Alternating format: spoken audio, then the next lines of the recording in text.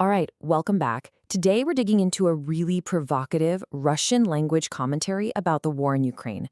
This piece lays out a super dramatic narrative, what it calls a shock ultimatum for President Zelenskyy. It paints this picture of intense pressure, deep internal fractures, and a future that looks, well, pretty uncertain. So, let's get right into the claims it's making. Wow. Okay, so right out of the gate, the commentary sets this incredibly dramatic tone. It frames the entire situation as this binary choice for Ukraine's leadership. I mean, that's a heck of an opening, right? It's designed to grab you and really establish the high stakes of the story we're about to walk through. Okay, so to break all this down, we've organized the claims into 5 main parts. First, we'll look at this so-called ultimatum given to Zelenskyy, then what the source says is an American push for peace. We're also going to look at what it calls signs of internal conflict, its view on the state of the nation, and finally, it gives this really dark warning about what might happen next. All right, first up, let's tackle the biggest, most explosive claim here, the idea that the United States has actually given President Zelenskyy an ultimatum.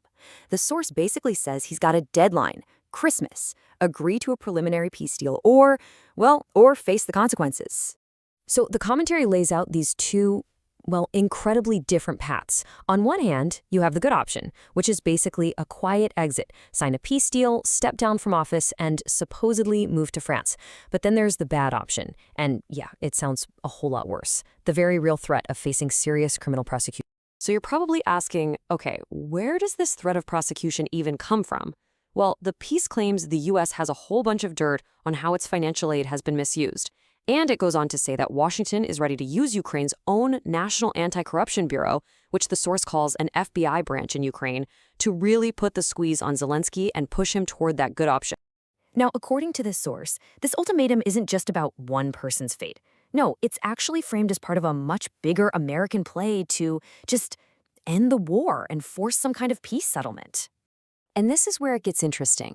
The commentary points to one specific American figure and basically says they're the one really pushing for peace, while implying that others, including Zelenskyy, are the ones getting in the way. That figure is former President Donald Trump. The source flat out claims that Trump has identified Zelenskyy as the only person holding up a peace plan. And in this telling of the story, that's why the U.S. is supposedly putting on all this intense pressure. So this really paints a complicated picture, doesn't it? According to the source, you've got Trump, who is supposedly pushing for a deal, you've got Zelenskyy, who is resisting it, and then, even if they could force a deal, the source says Russia would just reject it anyway because it wants all of Ukraine. The bottom line, according to this narrative, is that nobody is on the same page at all. Okay, so from there, the story pivots and looks inward to Ukraine itself, pointing to a few recent events as supposed proof that President Zelenskyy's authority is crumbling. The argument is that behind the scenes, his hold on power is really starting to crack. And to back this up, the commentary kind of strings together a few different events that on the surface don't seem connected. It points to the departure of a key staffer as a sign Zelenskyy might leave too. It highlights comments from the oligarch Igor Kolomoisky and the fact that a once jailed figure, Roman Chervinsky, is now giving interviews. And it presents all of this as proof that the government is just losing control. The commentary really leans into this story from Chervinsky. The claim is that Zelenskyy wasn't bothered by warnings about the invasion, but the minute someone mentioned a future criminal trial, that got his attention. It scared him. So the piece uses this to argue that his decisions are all about personal fear, not what's best for the country. All right, so after talking about the politics, the piece zooms out to look at the country as a whole. And spoiler alert, it's a pretty grim picture. The claim is that Ukraine is basically on the brink of collapse. And right at the center of this supposed collapse, the economy. The source says the country is essentially bankrupt, just drowning in foreign debt that it claims can never, ever be paid back. And get this, according to the source, this debt isn't an accident, it's a trap. It's called a hook. Basically, a way for foreign powers to keep control over whoever comes into power next after Zelenskyy is gone.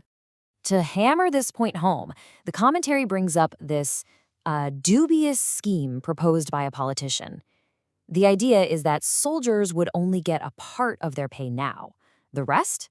It gets put into some special account that they can't touch until the war is over.